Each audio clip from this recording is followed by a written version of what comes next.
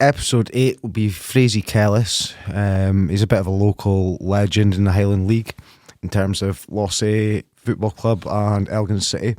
Played for Elgin for over a decade, but also was very successful as a manager of Lossie. Frasie gave us some good stories about playing against Rangers at Ibrox and playing alongside Jinky Johnson at Elgin City. I hope you enjoy the episode. Okay, episode 8, here we go. Frasie Kellas, a bit of a local legend. A couple of months ago, Frasie, it wasn't even a couple of months ago, it was a couple of weeks ago, I'd put onto my socials on my podcast page. I think it was Alan's episode we'd done. Mm-hmm. Yeah, correct. Somebody had requested that we get you on the podcast. It says that you'd be more than enough entertainment and I don't know how they'd squeeze everything you had to say in an hour. But welcome, Frasie. How are you, first and foremost? Fantastic. Actually, listen, I'm so chuffed to be here. Yeah. It's so chuffed to be recognised, and I'm looking forward to it, actually. Really. Good. Just kind of ran through it there with you. We're going to speak a bit about Elgin, Celtic, Lossiemouth United, a wee bit of Huntly and Forest, Highland League. I've got a few players' names. We've got stories for ex-players that played under you. We've got stories for people who know you personally. I'm just going to get straight into the questions, Frasie, because I've got quite a lot to get through in the next 2.5 for you. How good a football player were you as a kid, Frasie, and kind of what age did you realise you had a wee bit of potential? I think growing up, I don't think I ever realised I was a great football player again. I just wanted to play, Mm-hmm. you know. And at that time, it was we would gather at the playing fields on a Sunday afternoon, and it was 20 a side. And it was the jerseys for the goals, and it was 20 a side. And when you go to the bar, you just try to beat everybody, because if you pass it, you probably wouldn't get another kick for another 5 minutes again. Aye. So that's kind of where I first honed my skills. Mm-hmm. Was doing in the playing fields again as a young boy. But me and my brother used to play in the gable end of the house. Again, we used to play 1 touch, 2 touch in the gable end of the house, you know. And obviously trying to hone your skills there as well, you know. Yeah. Is that where you kind of developed into a winger, Frasie? Well, actually, when I went to the boys' league, I was actually playing as a centre forward. Right. In the boys' league, and then I developed into a winger. They pushed me out wide because I had a bit of pace. Aye. So, and I just kind of developed for there. Yeah. Always kind of liked beating the man. Oh, aye, yeah. definitely. I think that's if you beat a full back and you cross the bar and the centre forward scores, it's a great feeling, you know. We kind of spoke a wee bit about it before. You are not, for any of our younger viewers watching, a winger isn't what a winger was 30 years ago. A proper winger, in your eyes, Frasie, is you'll go outside a man and cross a ball instead of cutting inside. Yeah. Don't get me wrong, I used to cut inside. I could play either wing, I could dribble with either feet. Yep. So I used to cut in as well and have a dig when it was on, you know. But first and foremost, I used to like to take the full back on and get the byline, get the ball across, you know. Yeah. It's more physical game back then. It was built around boys being able to get their head on it and things like that. Yeah. You think a bit of that's missing for today's game? Well, I think it is actually. There's so many formations in the game nowadays. You know, you've got kind of these wide players, and sometimes they play on the opposite side. Aye. Kind of right feet and they play on the left side of the park, and vice versa. And I just think the game's very complicated now. Yeah. No, I agree with you. It's first a game that's so simple. It doesn't need to be that complicated. You look at the teams that do very well is because they do the basic stuff very well. Your Real Madrids, your Liverpools, and all that. They do the basic stuff well. Yeah, they've got their formations, they've got their tactics and that. But at the end of the day, it's a fundamental game that's strong. Mm-hmm. No, good answer, mate. Thank you. So, kind of give us a wee bit of background before my next question, Frasie. Can you tell us a wee bit about your dad? Well, my dad played for Lossie for 18 years. He played for Lossie centre half. Yeah. And he was a bit of a legend as well against. Yeah. So, and the name Kellas Avenue, I named that after him. Yeah, obviously, that's right. Because it's next to Grand Park as well, you know. But he played the amount of people. When I was younger, I used to go and watch the games again. Aye. And he would be there, and as part of the Lossie committee, you know. Yep. And everybody knew him. Yeah. The Lossie Lighthouse used to call him. Yeah. That was his nickname, the Lossie Lighthouse. I've seen a few kind of greatest 11s of Highland League constructed, and your dad seems to be in quite a few of them at centre half of people thinking of their greatest ever Highland League side. It just kind of shows how good a player he was. So my second question is, did you feel any pressure as a young guy, given kind of the stature of your dad at Lossie, kind of trying to make it in football? There was never any pressure put on me. Yeah. And my father wasn't like that. And he was... he never used to come and watch a lot of the games, actually. I think that was probably just to let me... Express myself a bit more again. But no, I never felt any pressure at all growing up. Again. I think it just... You put pressure on yourself because who my dad was, again. I wanted to do well. Yeah. I wanted to make a name for myself, you know. And I'm going to point out as well, you also played for a good while with your brother, who was, in my dad's words, a very good junior player.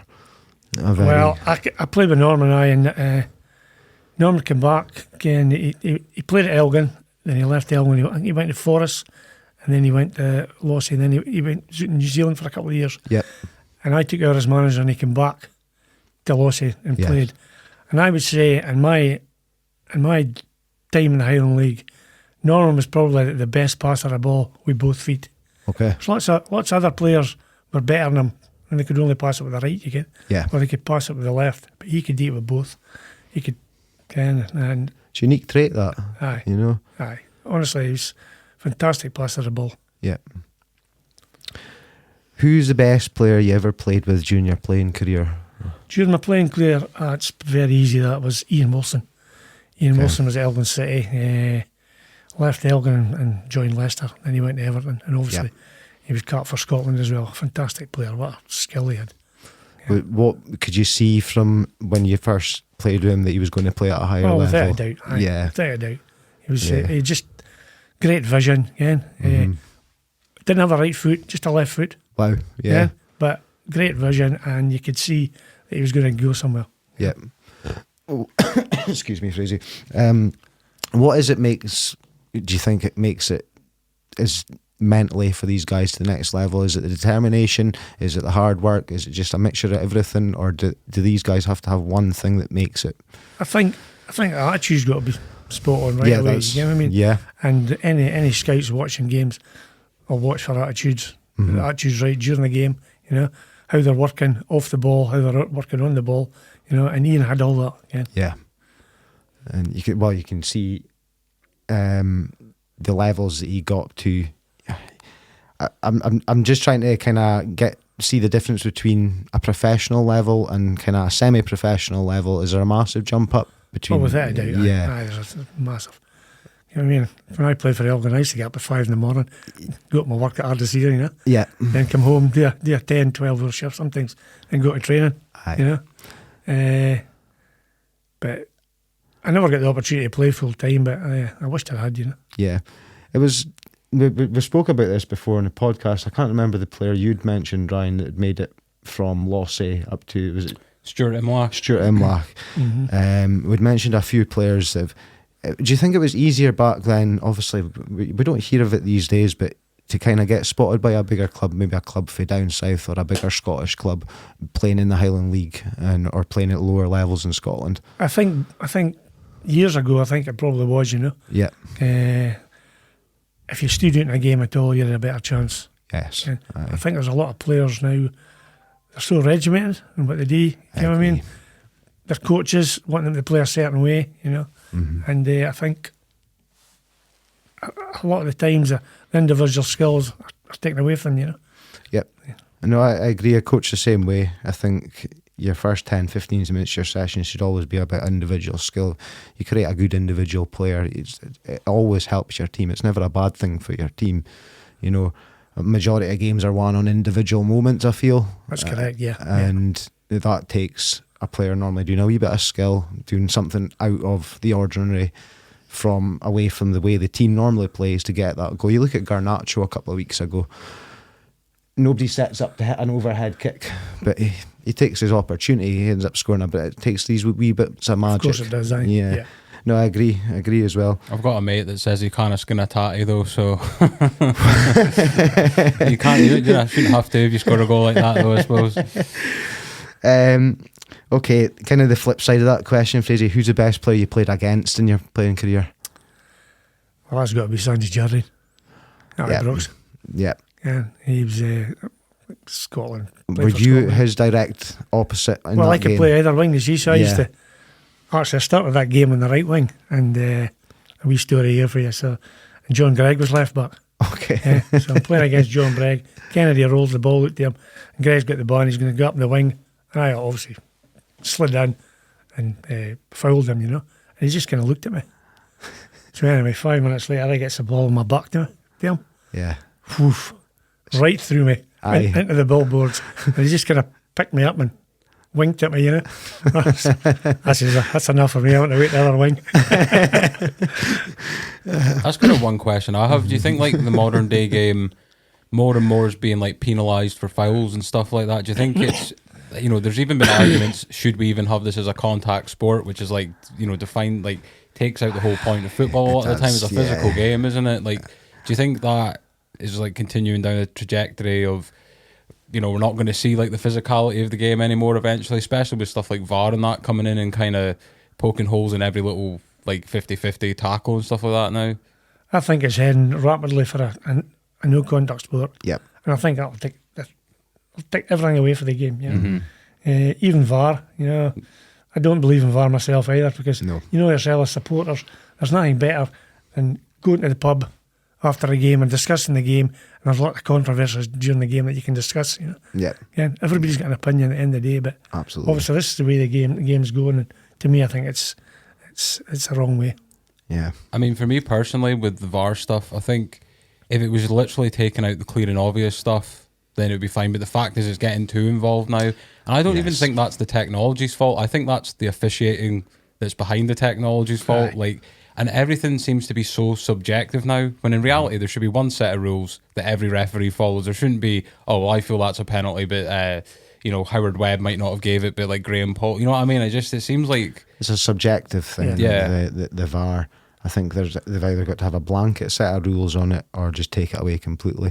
I think there's more entertainment without it. There's more to speak about. And it says, they'll take the talking points away. If anything, it's created more talking points. This VAR. Yeah, 100%. I'm not keen on it myself. Like, Sandy Jardine, John Gregg. You're kind of picking your poison there. Well, obviously, legends are obviously legends. Yeah.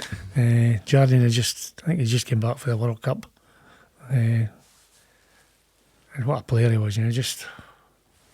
Is he kind of player? Would you be intimidated by that at all before the game, Frasie? No, because I didn't actually feel intimidated, because I always felt that if I got the ball, I wanted a chance to run at him. Yeah. Because I knew I had a bit of pace.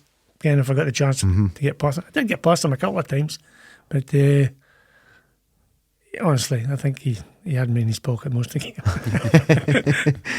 I've just got a quote for somebody who rated you as a player as a hard-working, industrious, pacey winger who was tough as they come.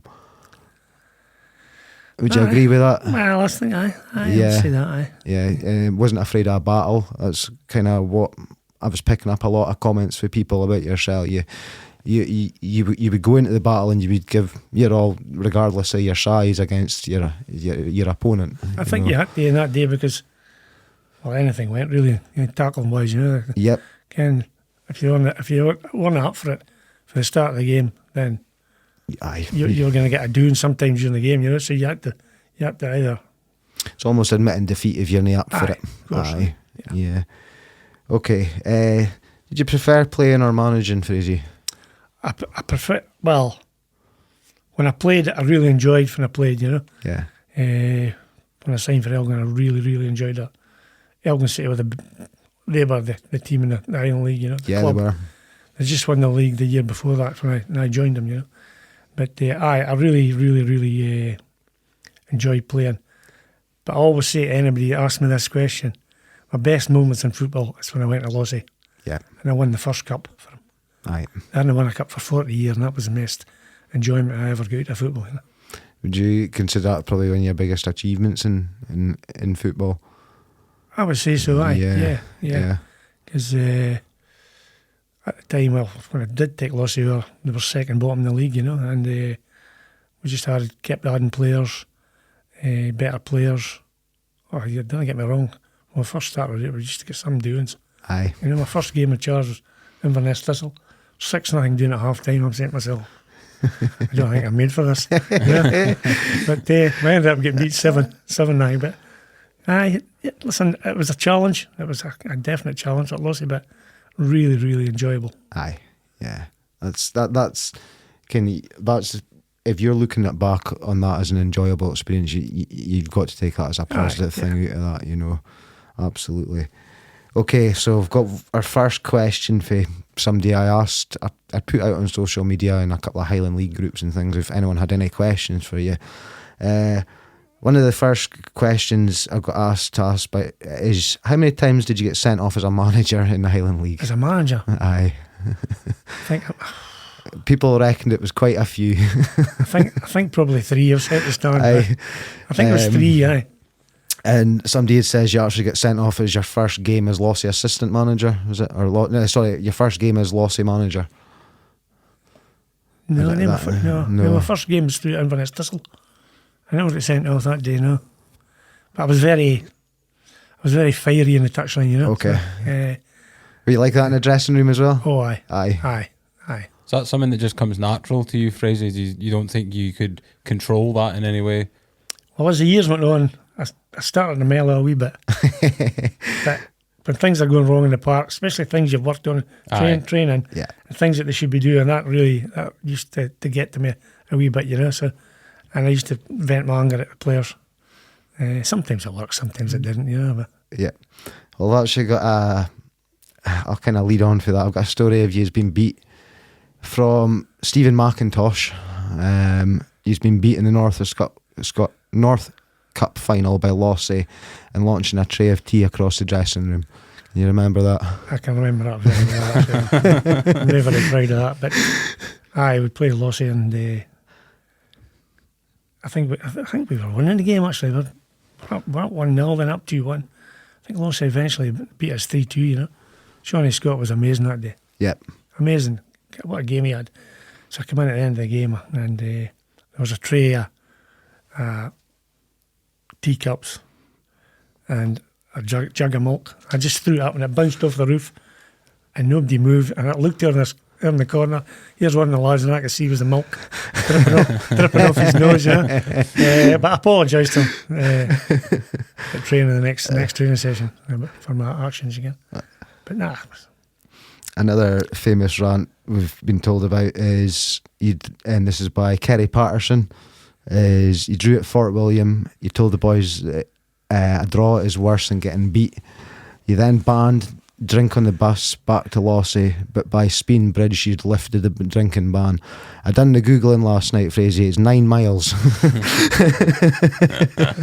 think you can take for that. I like a beer myself, That's true, I was raging after a game. Banned a beer on the bus, told them there was no beer on the bus on the way home, and no music again. Yep. So we get to Speen Bridge, used to stop there for a tea, and somebody come up, are we getting a beer? I says, aye, okay.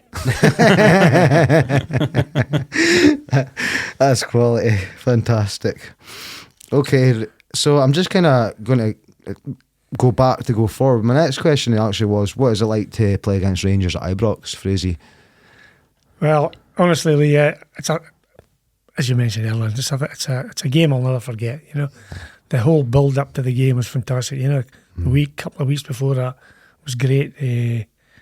TV cameras at work, TV cameras at the ground. I think there was one of the supermarkets in Elgin had offered a £100 voucher if any player scored against them, Wow. Bearing in mind that Rangers were, I think they were the treble champions, and they'd offered that. I think somebody did say it.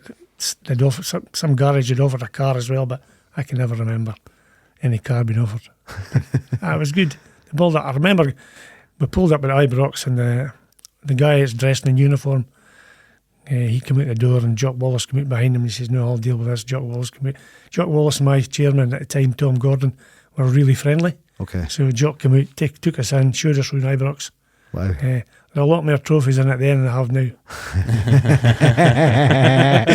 I thought I'd just get that Love one it. in, you know. I love it. So he showed us around Ibrox. I'm in the dressing room, and it's unbelievable. And I'm thinking back now, the actual seats. I sat in the seats, and my feet couldn't touch the ground. Aye. You know, I'm saying to myself, what? And the pegs were way up high. I'm saying to myself, what size are the boys that play here? You know? But it was good. It was good. And I've got a wee note. This might be true or not. Did they spell your name wrong in the match programme, Frasie? They did actually, aye. Yeah. Aye, Kellos, I think it was. Okay. That's quite common for up here as well. Like even with like other sports, like when, like for example, when we watch Aiden fight, it's SBG Moray and Eglin. Yeah, they always pronounce things wrong, or even, you know, we're from the same country. Yeah, I know. It's not that hard. It's pretty simple stuff. Yeah. No. Okay, next kind of question from somebody else who reached out, Frasie, was who was the best player you signed for Lossie? Well, without a doubt, that'd be Ian Stewart, Yeah. the striker. Any manager will tell you, to get a good striker, somebody puts the ball in the net. Very rarely did he miss a chance Yep. when he got it, you know. Fantastic finisher. It was funny, it was Tommy Madden used to play for Lossie at the time, you know, and obviously as you get better players, Tommy became more a scout, you know. Aye. 'Cause he was through it. He knew a lot of the lads from Aberdeen. He says to me, listen, I've got this guy Ian Stewart for you, ex-Dundee. He says, actually had a trial for Elgin, but Pelly doesn't rate him, you know. Mm-hmm. I went, oh, okay, I'll take him down. Played against Clark at Grant Park, and I was wanting to sign him at half time. What a player. Aye. He's got Honestly. a lot of goals. Honestly, what a player. He never scored that day, but it's just his movement off the ball was amazing again. Yep. And he kind of brought us on leaps and bounds, you know, because he was putting chances away. It was taking pressure off us elsewhere in the park, you know. Yeah. That's Lovely lad as well. yeah. Ian Stewart, I've just got to kind of point out, as I was doing my research, that's probably the name that came up the most associated with Lossie in the 90s. And going through the forums, they probably reckoned he probably the best striker in the Highland League for a couple of seasons.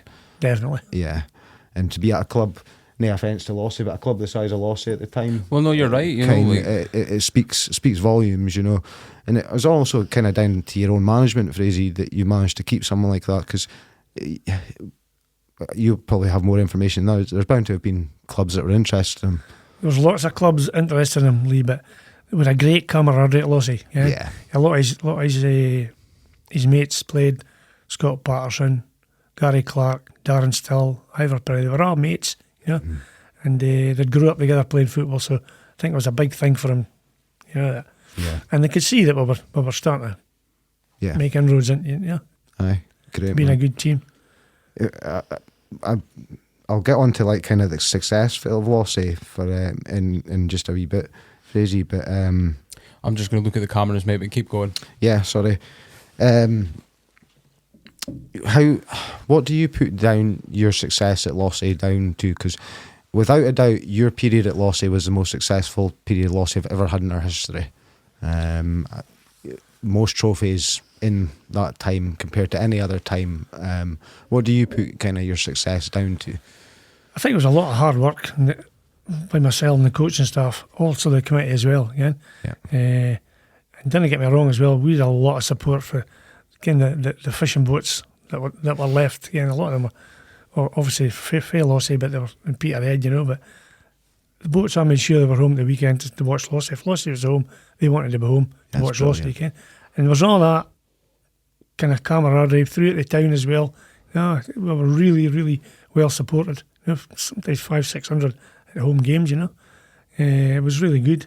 But the players, I think it was important at the time that we kept adding players every season, every pre-season, and had to be better players than we had. Yes. Yeah, we did that. We did that. We eventually became quite a good side, you know. Yeah, you fix the roof when it's sunny, not when it's rainy. You know, the old kind of adage there. It's, I think it was Ferguson says you build when you're strong. You can just keep building, and it works. You know. Okay, right. I'm quite excited for my next question. How do you know Jinky Johnston, and can you give me some of your favourite Jinky Johnston stories? Well, obviously Jinky came and signed for Elgin, so at the time when he signed there was a bit of a hush-hush. There's no name given, but there was, Elgin signed a big player and he's going to be playing this weekend, so nobody knew who it was. So we're all sitting in the dressing room and the chairman comes down and said, listen, I'd like to introduce you to our new signing. And in walks Jimmy Johnson. My chin about hit the floor, honestly, because I was 10-year-old and Celtic won the European Cup. Yeah. All my family are Rangers supporters, and from that time I watched Celtic win the European Cup. I was Celtic daft. I was a Jimmy Johnston fan. Aye. And that's who I wanted to be, was Jimmy Johnston. And he walked in the dressing room like, it was absolutely unbelievable. Again, then he came and sat beside me. That was even better. But lovely guy. Yeah. He still had the wee jinking at, but he didn't have the pace to get away for players again. But I played in the right wing. He played. That was like inside right. It was right midfield. Really, he was playing again. Yeah. So we got on really well. I was staying in Elgin at the time as well. He used to come up, and if we were playing away up north, he would come up on the Friday night, stay the Friday night.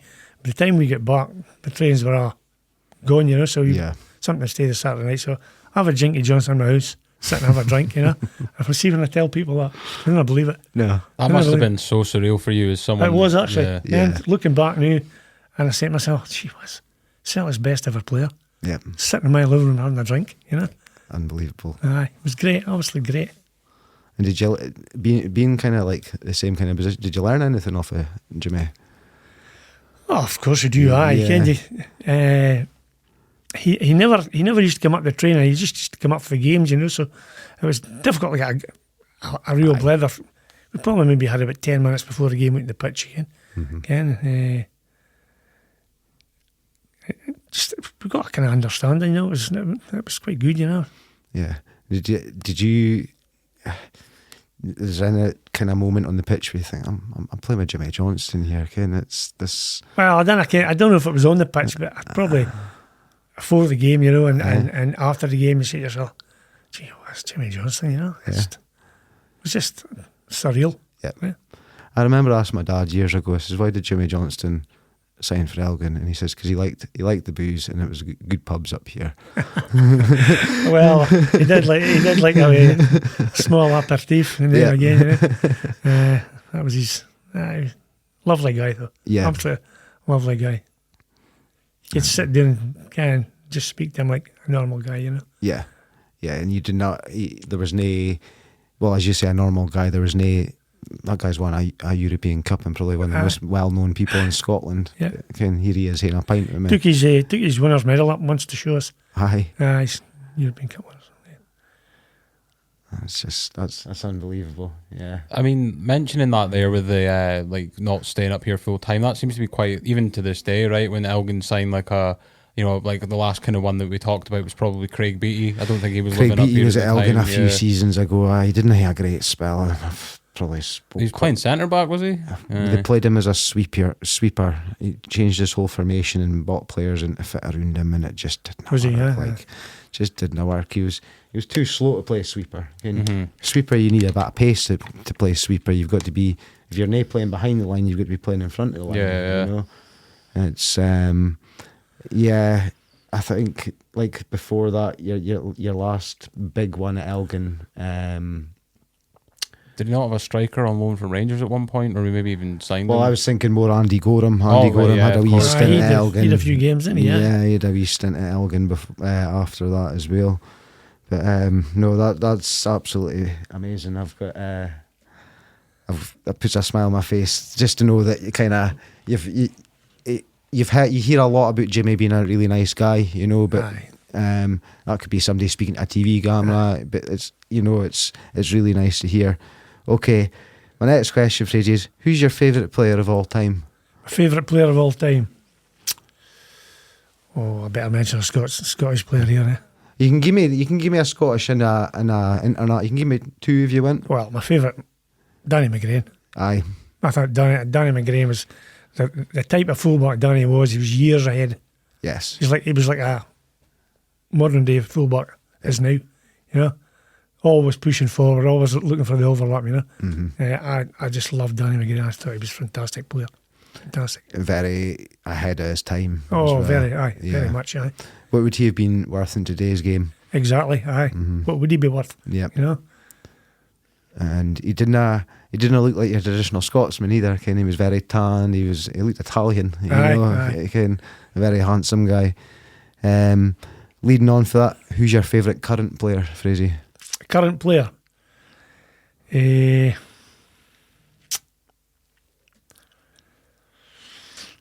a difficult one, that Lee.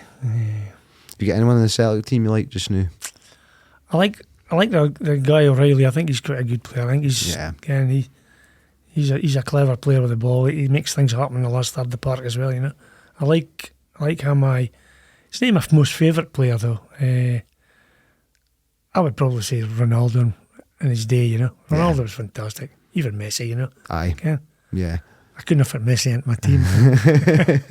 Well, that was going to be one of my questions. No Messi. There's another one I'm going to ask you about. No mentioning it as well, but we'll get to that just shortly. Okay, let's round it up. What would you consider your proudest achievement in football, Frasie? Proudest achievement was obviously taking Lossie for second bottom in the league up into I think we finished second and third a couple of years, you know, and we just didn't have that final push to win the league. But it was an amazing journey. So anything you would do different if you could go back and do it again, Frasie? Would you do the same again? I would probably do the same again, Lee. You know, I think it was again we didn't make it up as we went along. You know, it was a real thought process and how we were going to achieve things and what kind of stages we were going to do that. You know, but without a doubt, Lossie. Because Lossie were the whipping boys for years. Yes, you know? aye. But I was 13 years. I played for Elgin, and I always said I would go back to Lossie. I was only 30 when I came back to Lossie. You know. Yep. I said I always come back to Lossie when I had a couple of good years still left in me. Aye. So Lossie had got the final of the North of Scotland Cup. Alec Caldwell was the manager. So I came down. They were training. Got bled into Alec. I says, "Listen, Alec, my contract's up at the end of the season. Do you want me to come down, sign for you?" Yeah. And he went, "Sure do." He said, "But you're not coming down as a player, you come down as a player coach." So he took me down there as a player coach, you know. Yeah. But I never actually played under him because he parked in. He parked in during the pre-season. Right. And then they gave the job to Kevin Williams and Colin Keir. Things didn't work out very well for them. So Charlie White came to me and he says, "Listen, you want to take the job?" And I went, I thought you would have given it in the first place, Charlie.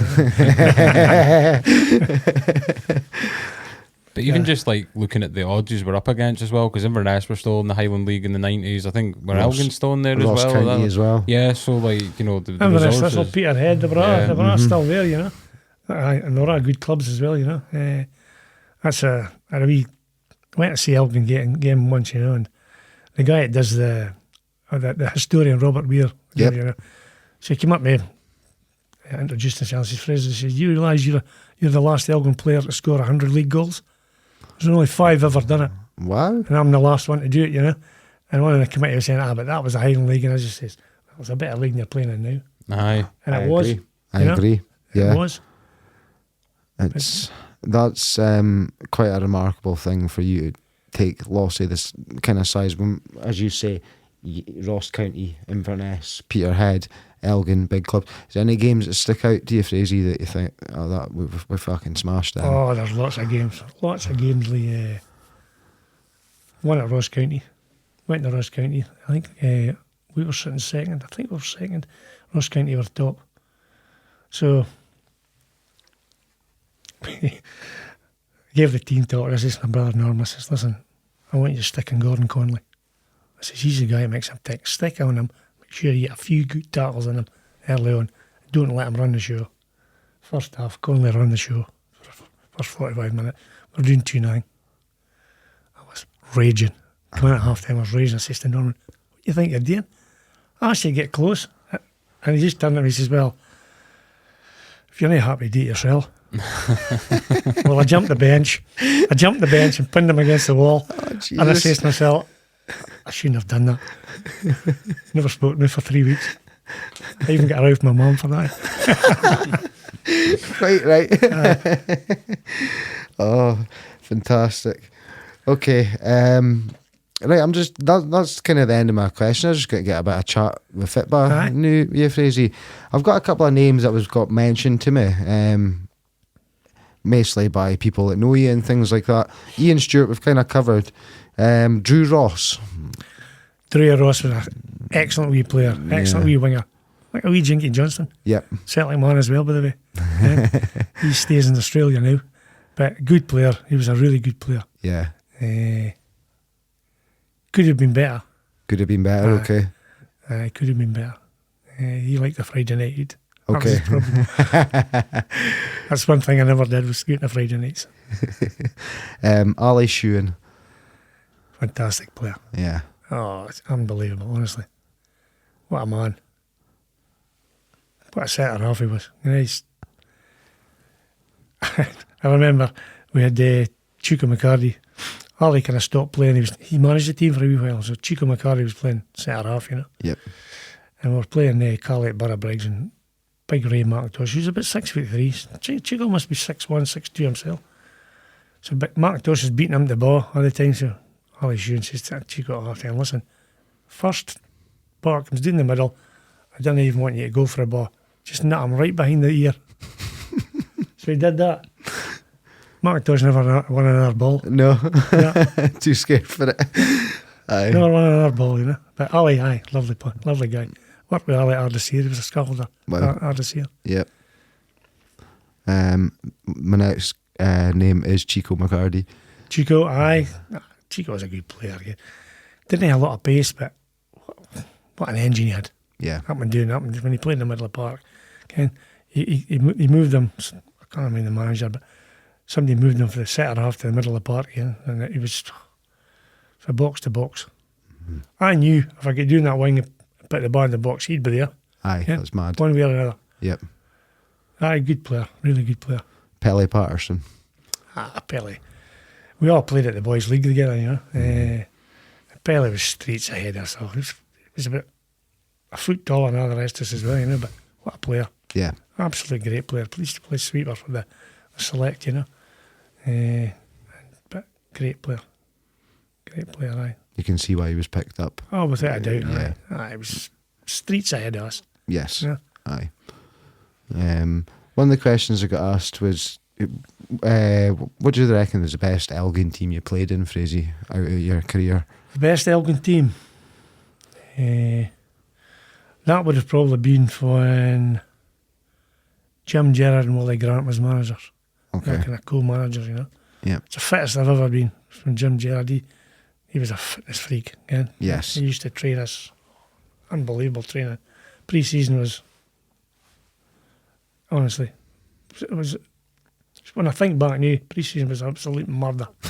It was murder. Yep. Yeah, but see, by the time by the time you finished the pre-season and you started playing the games and the first league game was coming, you were like, yeah, a Rolls Royce, you were raring to go, Ready for it, yeah. It was really good, and they signed a lot of good players as well. Yeah. It's even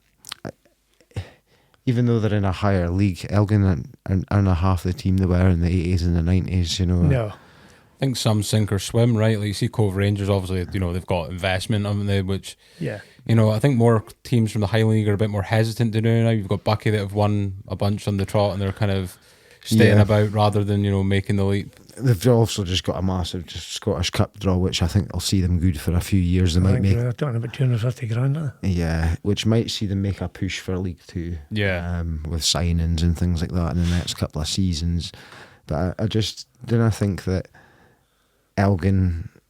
I said it before. Elgin's always been a stable club, but they'll never be a club that pushes for it. They're never going. They've always been stable, but I remember Lee one season that they were struggling financially. One season, we had to take a cut in wages. Wow, that would have been back in the early 80s, wasn't it? Early 80s. And it's and you don't what I'm trying to say is, if that was now, it would be, oh, we're seeing about getting administrators in and blah, blah, blah. Back then, it was like, right, you got to take cut of wages and that'll see us good for 6 months. Aye. And it was very simple. The players just said, aye, no problem. Yeah, No problem. very simple. And a lot of clubs get saved that way. Aye. But I don't think if it wasn't for that kind of method, that half the clubs you see these days wouldn't be about. Look at your Man City. Man City almost went bust That's right, 3 or aye. 4 times. The biggest club in the world these days, and it's Could still happen though. could still happen. So when you were Lossie manager, Frasie, you managed to get Celtic up to play as in a friendly to open the floodlights. We did actually, aye. We got Yeah. Celtic up, I think. Who was in charge of the team? I think it was Bobby Lennox that came up with them actually. It was, I've got Bobby Lennox and Liam Brady was the manager at the time, Aye. but did he come up? Did Liam Brady come up, or was it just Bobby Lennox? I think Brady was up, aye. I think Yeah. Brady was there as well. I remember Peter Grant played, he got sent off. I've got, wow. Well, I've got, it's the 16th of February 1992. I'd have been 1 year old. You weren't even born. No. But part of the Celtic team that day was Pat Bonner, Barry Smith, who recently just lost his job with Elgin, which I thought was quite ironic that he was up at that game. Stevie Fulton, it would have been a young Stevie Fulton. Jerry Britton, Tony Mowbray and Peter Grant. So like that's, although that wasn't a strong Celtic in the early 90s, that's some big names to come up and play against. Good players, aye. Was that a well attended game? It was actually, aye. It's a testimonial game. I can't remember who it was. It's a testimonial as well. Was it? I think it might have been Drew Ross and Stevie Hughes' testimonial as well. Okay. Aye. Yeah. And how do you go about something like that? Do you just get in touch with the club, Frasie, or do you? Well, what they had, I think they had Lossie themselves will contact the club about the game. You know, but any arrangements round about that has to become for a testimonial committee. Okay. Can't be anybody involved with the club. Yeah, I That was get the you. same way myself at Dundee United. Yep. That's my testimonial again. I've got something a bit 4-0. No, 7-2. 7-2, sorry. I scored that night. Big Dundee United team as well. Well, Dundee United won the league that year, Yeah. 1983. Yeah. And it was a full Dundee United squad that came up, you know. Jim McLean. I remember being in the dressing room, the chairman coming and says, Jim McLean wants to meet you. So on my way through, and there he is, and shook my hand. He says, you look very young, son, to be getting a testimonial. I says, near 10 years now. Aye. So he goes into his pocket and takes out his wallet. And he goes, yeah, son, put that in your testimonial fund. And he gave me a £5. Aye. I think I've still got it, actually. Brilliant. Oh, fantastic. So, kind of going through, we've done Elgin and Lossie. Do you want to speak a wee bit about Huntly and Forest, your time in charge of them? Aye. Frasie? Forest, I really enjoyed Forest. Forest was a good club as well, Ken. Well run, Ken. They hadn't won a cup for 14 years, Forest. So they came and got me. I made a couple of signings. I signed Mark McCritchie in the goals. All right, yeah. I got young Bavage. I got him on loan for Carly Thistle. So he played up front. And we played Keith in the final of the League Cup. That was my first season. We won the League Cup. And so that was me off and running. Yeah. It was good. I How long were you at Forest for? think I was there about 4 years. Yep. And as you say, it's a well-run club. It's still a well-run club to this Aye. day. It was really, really well run. And the chairman then was Bruce Hay. Yep. But the committee round about him were really good, you know. Yeah. They've always seemed like a stable club, and it seemed like they could play at a higher level for us. Like, and for a place the size of Forest, it's not the biggest of places, you know. It's No, it's not. it shows that they've got good foundations. They've got good youth coaching. I know their youth level is quite decent. It's highly rated around the area. Huntly was another one. The Forbes Sean came in. Well, he phoned me up actually. He says, "Listen, we want you to come as Huntly manager." I went, I had kind of doubts. I wasn't 100% I was going to go, you know. Yeah. So he kept pestering me. So he says, "Look, there's money there for transfers and blah blah blah." I says, "Okay." So I went there, and they'd only 8 signed players when I went. Mm-hmm. So I managed to get players in, managed to get a squad I think it was about 18 at the start of the season. So we started really well. I think we maybe won first 5 games or 4 or 5 games. Started really well. Got into the Scottish Cup, and then we got to the semi-final of the League Cup, and we're playing at Rothes. And the treasurer puts his head in the door and says, "Can I get a word here?" I went, "Yeah, no bother." He says, "There's no wages." I said, "I don't worry." I says, "Well, we'll get them on Tuesday night." "No," he says, "there's no wages." I said, "Here we go." Yeah. Did you kind of suspect something like that was kind of coming up, Frasie? Was that why you were hesitant to take the job? Well, I don't know if there's something in the back of my mind telling me that as well, but because when Pelly Patterson was there, Yeah. they bought any player that they wanted. Yes. Yeah? The money was there.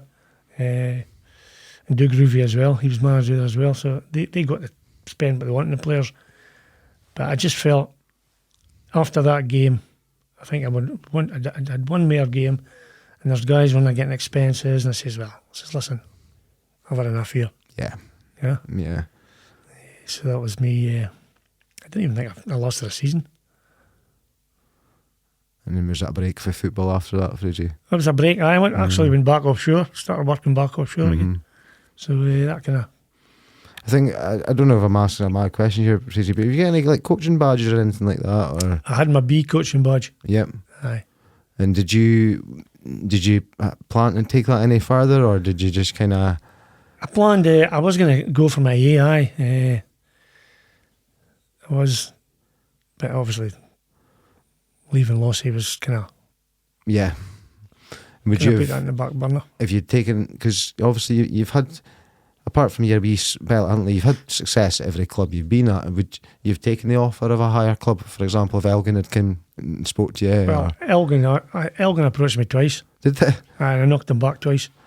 Wow. And what kind of time would it be? Early 90s? It'd be 90s, during the 90s, early 90s. I was Lossie manager. Because Elgin had a really a strong team in the early 90s. There's obviously the famous title that it's well contested. I don't think it's a contested title, but it's and that team for the following 3 or 4 years was very strong. I thought they were hard done by getting the league taken away from them. Yeah, because Elgin were by far the best team in the league that season. Yeah, and it was just unfortunate. I think it was more towards the manager. Yeah, there was than the club. Bit of vendetta. I think that's what it was. Yeah. Mm-hmm. And still to this day, I think there's a campaign going on to get that title restored. I'm pretty sure there is. Yeah. But it's I'm. Well, it'd be good to see them get it back because they were the best team by far. Yeah. The title has to go to the best team, Yeah, 100%. It's as simple as that. You can't hit it over a technicality. Okay, right. I'm gonna. What kind of time is talking? We're just under 50 minutes, mate. Okay, right. I'm gonna get on to your 1 to 11 because this is quite a juicy one, Frasie. So what I'll do is I'll read through it, and then we'll kind of pick it apart and go through the players. Okay. So in goals you've got. I'll just go 1 to 11. I was struggling to get a formation out of it. 4-4-2 formation. 4-4-2. Aye. Okay, perfect. Schmeichel in goals, McGrain right back, Maldini left back, Maldini left back. Baresi and Beckenbauer, Yeah. Zidane and Maradona in the middle, Ronaldo right, Ronaldinho left, Yeah. and then Pele and Dalglish up front. That's it. Aye. Unbelievable. Okay. It's our first about 6 mention of Ronaldinho. It's our first mention of Pele. Second mention of Zidane. Before we pick it apart, I'm just going to ask you about a couple of players that didn't make it. Was there any thought about Henrik Larsson? Henrik was a good striker, Mm-hmm. but I don't think he was the class of Pele and Dalglish. Yeah. Yeah. Are you of the opinion of me that if Kyogo keeps on the same trajectory and stays at Celtic for the next 5 years, they'll outdo Larsson? That'll take some doing, by the way. Yeah, I know it's going Larsson. Yeah, I think that there's two good strikers, two good goal scorers, but I think Larsson got involved in the play a bit deeper more. than Kyogo does. Yeah, I think Celtic played differently back then, though. Aye. It's we had a lot of players that were over 6'1", 6'2", and could play with the ball. And Larson was a lot of trapping the ball and taking it around boys. Aye. Whereas I think he'll go. He plays offside. You see him in games, and he's very smart. I love the way he plays, but I just think, you know, if you could learn to head a ball, you'd be all right. Yeah. You'd be a quality player. Peter Schmeichel. First mention of Peter Schmeichel. Mm-hmm. I was just going to add to that Larson point, mate. Like, aside from obviously the goals and the kind of in-game thing, I think the connection Celtic fans had with Larson's going to be something that's going to be pretty hard to. It's hard to top. replace. Yeah.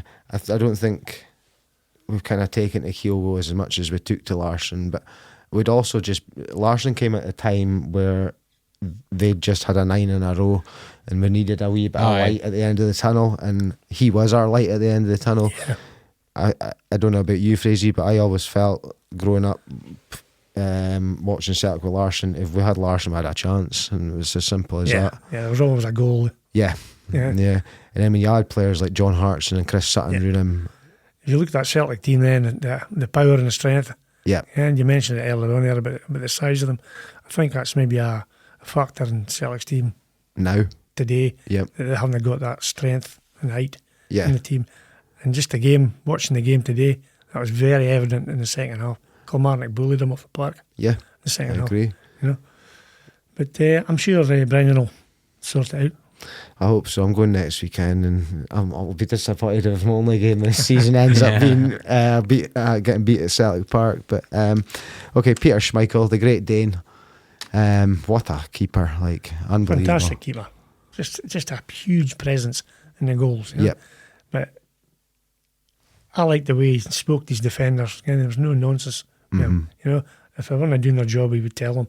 Yeah. And he would make himself known, that they should be doing their job a lot better than they were.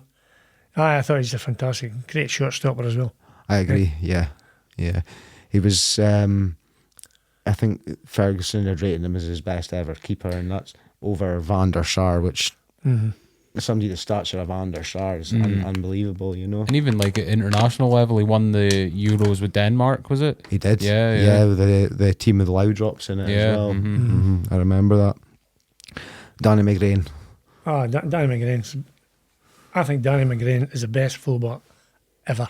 Yeah. I do. As I mentioned earlier on, I think he was years and years ahead. His game, the way he played was years and years ahead. He could fit in the modern game now, no problem whatsoever. You kind of answered the question there. You consider him the best right back of all time? I think so. In my opinion, it's strong. Like, I'm trying to think of players better than him, and I can think of maybe one that comes to my head is maybe Cafu, that played for Brazil. Cafu was a good player as well. Yeah. And they're very similar players, the two of them. Aye. As you say, modern football guys that are willing to get forward, but also probably the best defender on the team at the same time. You know, I don't think Danny McGrain played with a lot of defenders at Celtic that were better defenders than him. And you think of some of the names he played with. He played with Roy Aitken. He played with. Trying to think who that Celtic defence in the 80s.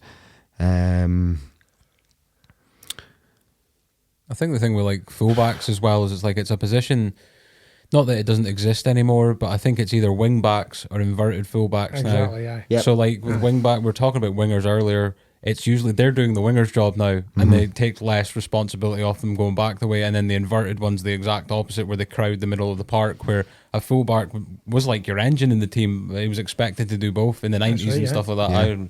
Yeah. I believe so. I think it's a difficult position to kind of say nowadays who's a fullback, because I think it's like a dying kind of position, really, isn't it? And a lot of them I see in the modern game these days. You look at like your Alexander Arnold at Liverpool and your Kimmich at Bayern Munich.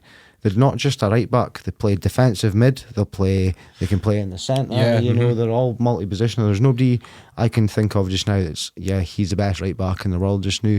And as you say, it's quite rare. But I'd agree with you.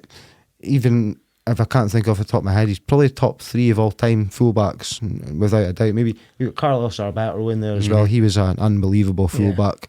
But if you're comparing a Scotsman against 2 Brazilians, he's doing quite well, you know.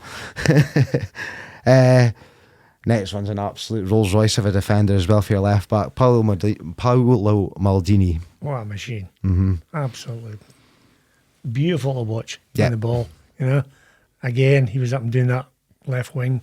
Aye. You know, and he could play that position. He made that position his own. You know, Built different. There's no many forwards get the better of him. No, You know? no. He built different. He played until he's 40. Aye. You know? Did you seen who he made his debut against, and then who he ended his career against? Like one was Cristiano Ronaldo, and it was someone from. It was maybe, I don't think it was Pele. That was probably a bit too late. But it was someone like from the 80s, 70s type of era. Yeah. You know, so it just shown the length of the career. Wasn't he like Yeah. Kevin Keegan or something like that? Yeah, it could have been someone like that, mate. But that's the thing with Italians; they go on forever. Like they're one of the best countries at getting players to go into there. Because Maldini went on till he was about 42 or something He like did, that, aye. didn't he? Yeah. Well, I've spoken about it before, and especially with defenders and defensive midfielders, because the Italians for the last 60 years have played catenaccio, and they still, no matter what formation they play, it's still based around a catenaccio style of defence, and it's a slowed down. And when you slow the pace of the game down, you can play for longer. You know, if you were a centre midfielder, you probably got another 5 years because you don't have to rely on your pace and like things like that, Frasie. You know what I mean? I think the Italians, the way they play football allows them to play longer. It's the same as the Spanish. It's all slowed down. You look at English Premier League. How many guys in the English Premier League are over the age of 35? There's not many. No. They're No, very there's rare. They're very rare. Same with Thiago Germany, Silva. like- Same with Germany. A fast-paced league. You know. Probably the only country you could compare the Italy to is maybe Spain. Like Yeah. I think they've had a few players that have obviously went into their mid-30s at least. And I think it was episode before we spoke about it. They develop a certain type of player. Like you can name 100 great defenders from Italy. You can only name one great midfielder like Pirlo. Yeah. You can name 100 great midfielders from Spain, but you can only name one great Spanish midfielder like Puyol. Like these are rare kind of players that tend to develop the same kind of players. Yeah. But yeah, Maldini. In next to him is Baresi, so another one. Franco Baresi. Would you say he's one of the best centre halves of all time? Aye. Yeah. Aye. And there's nobody that really comes close to him No. for being an actual centre half. Very rare. Any game you watch, if you look back and Franco Baresi in the games he played, very rarely did any forward get the better of him. Yeah. You know, he read the game superbly. And he was such a small guy as well, wasn't he? He was, yeah. Yeah, 5'10", 11, something like that. And for coming up against when a traditional centre forward back then was 6'3". Yeah. World class, absolute world class. Franz Beckenbauer, another world class centre. Well, play any position, couldn't he? Any position, just so graceful. Yeah. And just Yeah. like a black stallion again. It was just cruise across the ground, you know, with the ball. You know, he's quite good. He was quite good at picking the ball up and moving it in the middle of the parkway. You know, he was very good at that. He kind of ahead of his time as Aye. well. Yeah. Great player. Number 6, my second favourite player of all time, Zinedine Zidane. Behind Henrik Larsson, that is. And just there's too many words for Zidane. I think the midfield. I think it's doing the individual's preference game. I mean, there's so many good midfield players Oh yeah, over the years again. But I just thought Zidane was a great player again. He could score goals as well. yes. You know. Yeah. And had a moment of magic in him as well as a moment of madness. Of course, aye. He's a guy who can make something happen in the last third of the park, you know. Yeah. We spoke about it quite a lot in this podcast. Do you think the Maverick's missing from the modern game? Well, without a doubt. Yeah. Aye, without a doubt. Who's the biggest Maverick you played with in your career, Frasie? Biggest Maverick? Or maybe the biggest Maverick you managed? Probably managing wise would be, well, Ian Stewart. Yep. He's a guy who could make it happen in the last third of the park. The Maverick I played with. Well, I've got to say Jimmy Johnson, haven't I? Aye. He really ought to. Yeah. I've got to say Jinky. Yep. Yeah. One of a kind. Aye. Really is one of a kind. When you were managing Frasie, did you? We spoke about Peter Schmeichel just 5 minutes ago about his kind of leadership on the field and kind of replicate what a manager would say his players on the field. Did you ever have like that type of general when you were managing at all on any of the teams that you managed? We did, aye. We made a point that obviously any goalkeeper that I signed need to have a loud voice. Yeah, because there's the defenders' eyes and ears. What's happening around about them, you know. But also, if I had to give my captain, I had to be strong as well. Yes. You had to be strong during the game, and just maybe after the game and training as well. If somebody's not pulling their weight, listen, you start pulling your socks up a wee bit. Aye. And that did happen.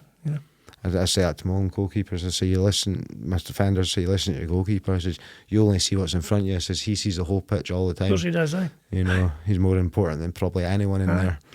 Do either of you think there's like the ideal position for a captain? Because like some people put it all over the place, but some my kind of thought. I've got my preferences. I wouldn't say there's an ideal position, because I've seen players do all sorts of positions and be very good at it. I never thought striker was a good position, and I look at Harry Kane. I'm not a big Harry Kane fan, but he's a brilliant captain. He's a really good captain. He leads that team.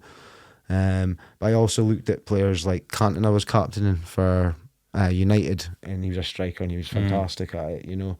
I think it depends on the character, right? Like, just me personally, I always thought like a midfielder should be captain because they can communicate with both sides. I've always been the opinion it should be the goalie or the centre back. Well, that was the same kind of idea. I think it may be the midfield player or the centre back. Yep. Somebody that sees things All that's around happening them. in front of them. Yeah. And I wouldn't necessarily. To me, it doesn't have to be the best player. It's who's probably the most vocal on the pitch and most willing to guide a player through a game. I think we've got to hear that leadership. Yeah. Yeah. On the park and off it. Yep. You'll probably see it more like a captain in a dressing room. Do they get much of a say, Frasie? Near my time, no. No. I was the only guy that spoke. And I think, in modern day game, I think like the epitome of a captain at the moment is probably Jude Bellingham. I know it's crazy to say because he's a 19-year-old kid still, but if you just look at we've talked about it before, his maturity and what he's doing is ridiculous, really. What he's achieved at such a young age still as well. Yeah. I look at what McGregor does at Celtic. I think McGregor should be Scotland captain myself. Like, I think he's not as good a player as Bellingham, but he does everything leadership. No, 100%. And Scott Brown before him as well, Scott Brown right? before him, unbelievable captain. I was speaking to Belder from episode 4 today about it, and he says you'll never replace Brown at Celtic because of that. We replace the player, but you'll never replace the mentality. So the Rangers were shit scared of him. They feared him going into Glasgow derbies and things like that. Cristiano Ronaldo. We mentioned him earlier on. He stands the test of time. This guy, doesn't he? Oh, just wonderful, superb player. Yeah, scores goals for anywhere. Yeah, scores them with his right leg, left leg, good in the air. Got pace, he's good looking as well. What's the guy Nay got like? Well, he's a right winger, Aye. Well, good looking. Right winger. Love it, Frasie. Fantastic. If you just look at the impact he's had on the game, like the Saudi stuff, that 100% the reason that obviously like financially as well, but all the people that are going there because he was like the trailblazer for it. He started the whole thing going, didn't he? He's I think the first mass social media footballer, if you know what I mean. Like, yeah, he came about the social media age and he's became so popular because of it. I mean, he might be the most recognisable athlete of all time because of stuff like that, Yeah, it's unbelievable. Kenny Dalglish. Another superstar. Being a Celtic fan, can you remember when he signed for Liverpool? I can remember, aye. Yeah. I remember when he signed for Liverpool. It was like lost to Celtic, actually. But what would he be worth nowadays? I've heard things about Kenny Dalglish saying that you can take Torres, you can take your Gerrard, you can take your Suarez for Liverpool, and he outdoes a lot of them. Even when he played in the Scotland teams, Yeah. Yeah, he was a leader up front there. It's really good. And he kind of the Celtic team that he came from. Celtic changed after he left. Yeah, and not for the better. We, as you say, a big loss to Celtic. Had great success as a manager as well. Blackburn winning the Premier League. Unbelievable manager. When you look at his record, really good, apart from his time at Celtic, obviously. But I don't know, I think that was fully his fault. He just kind of got pushed off that boat and put into the water. But Pele, this is our first mention of Pele. First mention of Pele? First mention of Pele, yeah. I'd never seen Pele play. Just I've never seen him play live, but obviously watched him on the telly, watched him during the World Cups. Fantastic player. Just streets ahead. Everybody else, He's running off the ball. His touch. He was good in the air. Yep. And scored for anywhere. Well, it's a kind of a test to Pele that to this day he's still considered the top 5 best players of all time, and you can think of the hundreds of thousands of footballers that could be included in that. And if you're talking about your top 3 of all time, you're probably talking Messi, you're probably talking Pele, you're probably talking Maradona. Maradona's your next guy. Maradona speaks for himself, doesn't he? Yeah. Wee guy was just amazing, and he'll always be my number one. After that goal he scored against England. For that goal alone, a beautiful goal.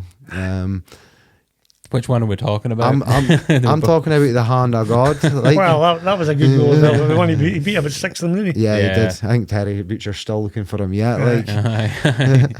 Even what he did at stuff like Napoli and that, like a proper hard Serie A in the 80s or early 90s. I've recently watched a documentary about Maradona in Napoli, and he is an absolute god over there. He is, isn't he? Yeah, I watched that in as well.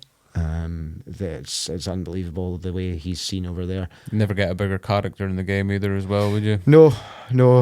Kind of go back to again the Mavericks. Is one of them, and then we're finishing off with Ronaldinho, Mr. Samba. Again, that player, that midfielder picked there.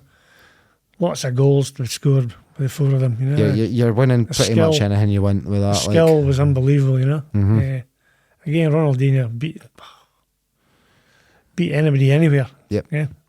My favourite moment, I think, Ronaldinho was him lobbing David Seaman for 40 yards in the World Cup. That was unbelievable. Nobody expected that. And David Seaman says to this day that he didn't Ronaldinho didn't mean it. Of course he meant to do that. Well, there was one at Chelsea a few years later when he played for Barcelona as well, where he proper psyched out Petr Cech. He kind of just he went that way and then just toe poked it and just put it past him. I mind that goal. It was just the moments with Ronaldinho.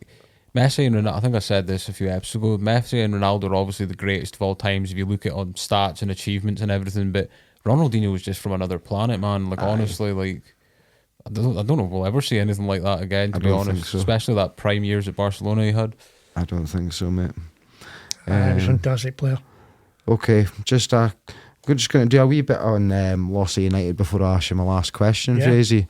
You returned to football firstly as manager, is that right? As Lossiemouth United. Last season, beginning of last season, but Alec Lawrenson, who's a wee shout out to Alex, because he was kind of the one that has kind of sorted this out initially. He was the chairman. Well, he is the chairman now, but before the club started, himself and Ryan Edwards were at me all the time. We need you to come on the committee. I says, listen, no problem.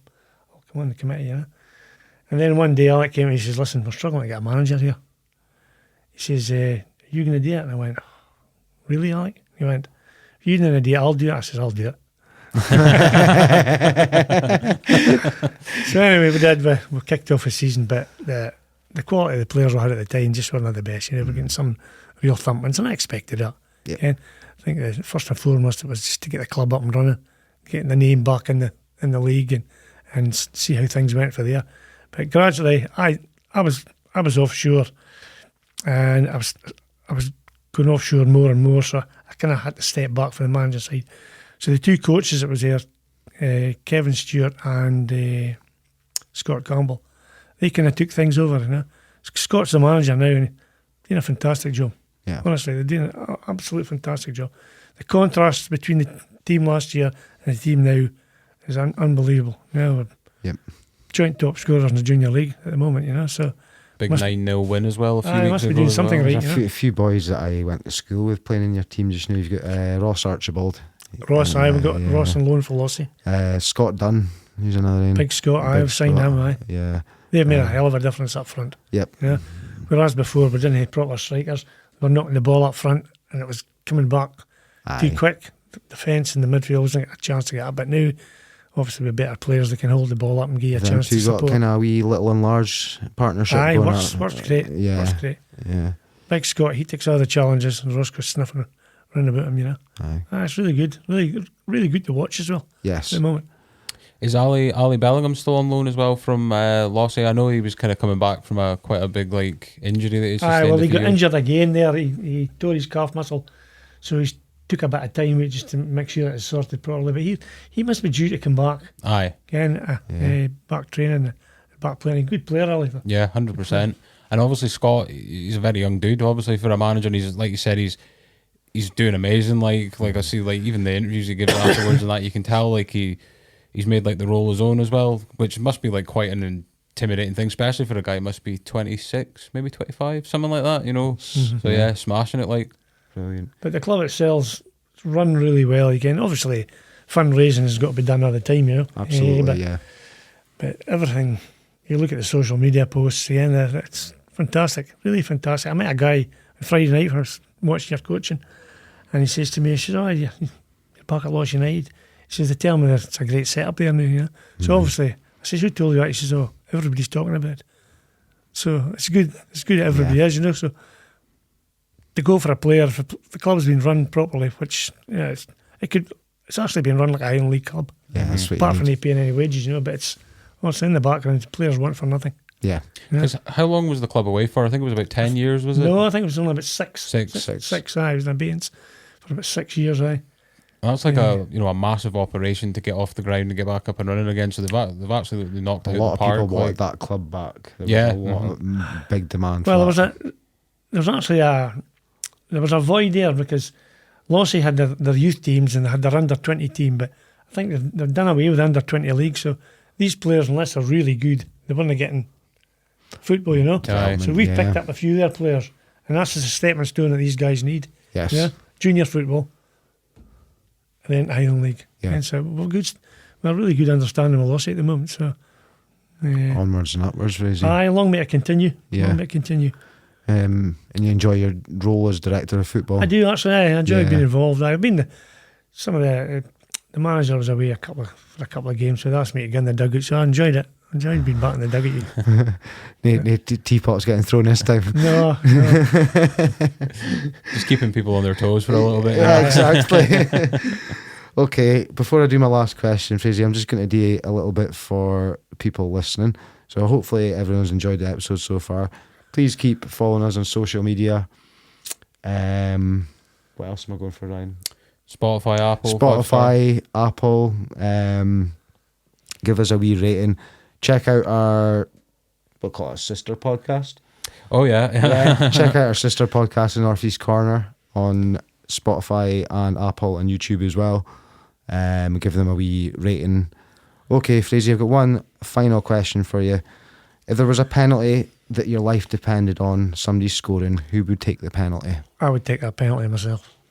Fantastic. That's mad how often we get that response, eh? I would take that penalty myself. I used to take all the penalties for Elgin. Yep. Did you have a technique? I was always the keeper's right bottom corner. Okay.